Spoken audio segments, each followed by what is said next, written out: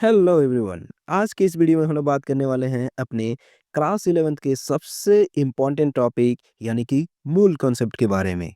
अगर आम जिंदगी में मूल के बारे में किसी से पता करोगे तो यही कहेगा मूल एक हमारे जो शरीर पे ब्लैक कलर के स्पॉट होते हैं यानी कि तिल, उसे हम लोग इंग्लिश में मोल कहते हैं। इसी तरीके से मूल एक जानवर को भी कहते हैं जो जमीन में गड्ढे खोदते रहता है बिना किसी काम का, हालांकि वो उसके काम का होता है।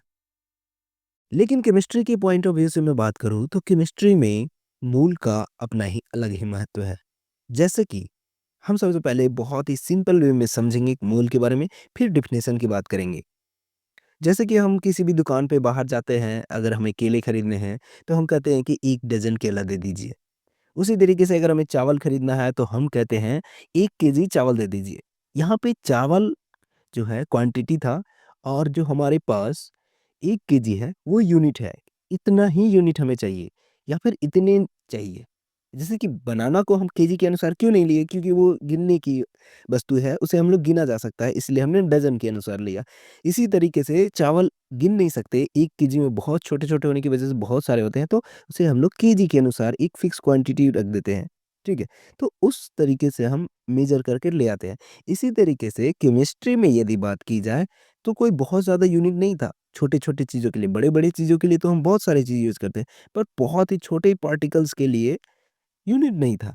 तो वहीं से एक मोल डिफाइन किया गया और इसे एक पार्टिकुलर नंबर दे दिया गया और कहा गया कि यदि कोई भी पार्टिकल्स या कोई भी चीज़ इतने नंबर ऑफ पार्टिकल्स या इतने नंबर ऑफ एंटिटी किसी भी क्वांटिटी के पास होगा या किसी भी सब्सटेंस के पास होगा, तो उसे हम एक मोल कहेंगे और वो था 6.022 इंटू 10⁻23, जिसे हम लोग एवोगाड्रो नंबर भी कहते हैं या फिर एवोगाड्रो कांस्टेंट कहते हैं।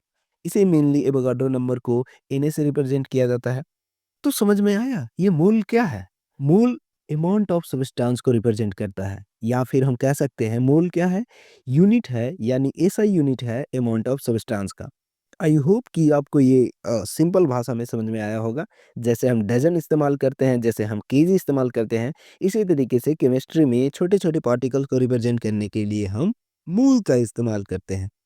अब बात करते हैं इसके बेसिक डेफिनेशन की। मूल का बेसिक डेफिनेशन कहता है the number of particle present in 12 gram of C12 carbon. कहने का मतलब यह है C12 वाले कार्बन के आइसोटोप के 12 ग्राम में जितने नंबर ऑफ पार्टिकल्स होंगे उसी को हम लोग मोल डिफाइन करते हैं। ये था बेसिक डेफिनेशन ऑफ मोल।